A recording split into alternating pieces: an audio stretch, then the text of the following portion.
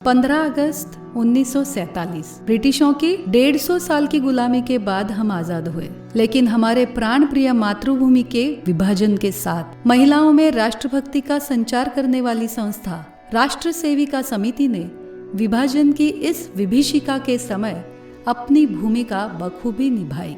जब देश का विभाजन होना तय ही हो गया था, तब राष्ट्र सेविका समिति की सिंध शाखा की कार्यकर्ता जेठी दीवानी ने समिति की प्रमुख संचालिका लक्ष्मीबाई केलकर यानी मौसी जी को वहां की परिस्थिति का वर्णन करते हुए सिंध आकर सेविकाओं का मार्गदर्शन करने का अनुरोध किया।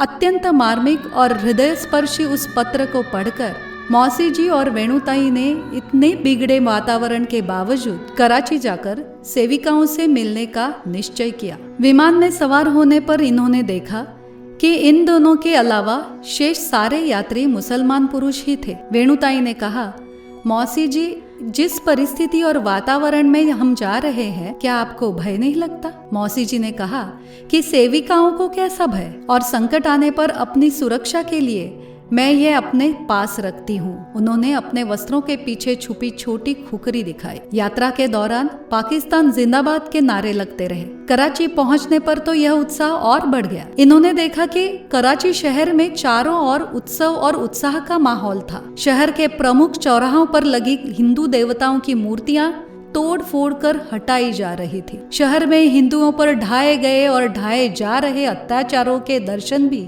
इनको हुए। 14 अगस्त के रात को ही एक सेविका के घर पर सिंध की सेविकाओं का एक एकत्रीकरण रखा गया। अपनी एक आवाज पर इस विकट परिस्थिति में आने वाली अपने नेता को अपने बीच पाकर सेविकाएं प्रसन्न थी। रात 12 बजे पाकिस्तान की स्वतंत्रता के उद्घोष से सारा शहर गूंज रहा था और इधर ये राष्ट्रभक्त सेविकाएं अपनी संचालिका की उपस्थिति में भगवा ध्वज को साक्षी मानकर अपना रक्त ध्वज चढ़ाकर प्रतिज्ञा कर रही थी। प्रतिज्ञा के बाद मौसी जी ने वहां उपस्थित 1200 सेविकाओं का मार्गदर्शन करते हुए कहा, धीरज से काम लीजिए, कायर मत बनिए, अपनी लाज की रक्षा स्वयं कीजिए, अपने पर तथा संगठन पर भरोसा कीजिए। 17 अगस्त को मौसी जी कराची से मुंबई लौट गई। मुंबई की समिति की सेविकाओं की तुरंत एक बैठक बुलाई गई।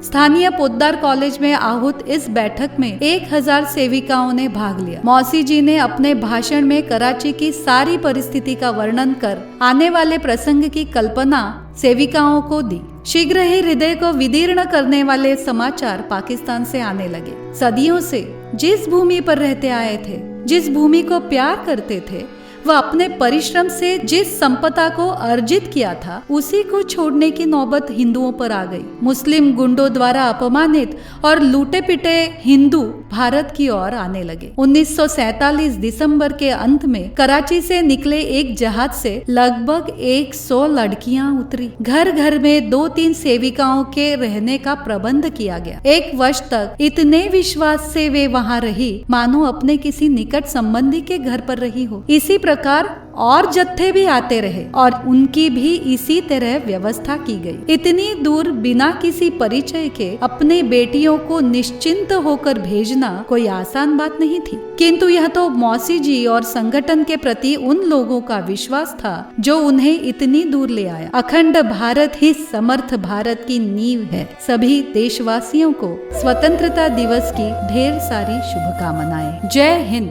वंदे मातरम।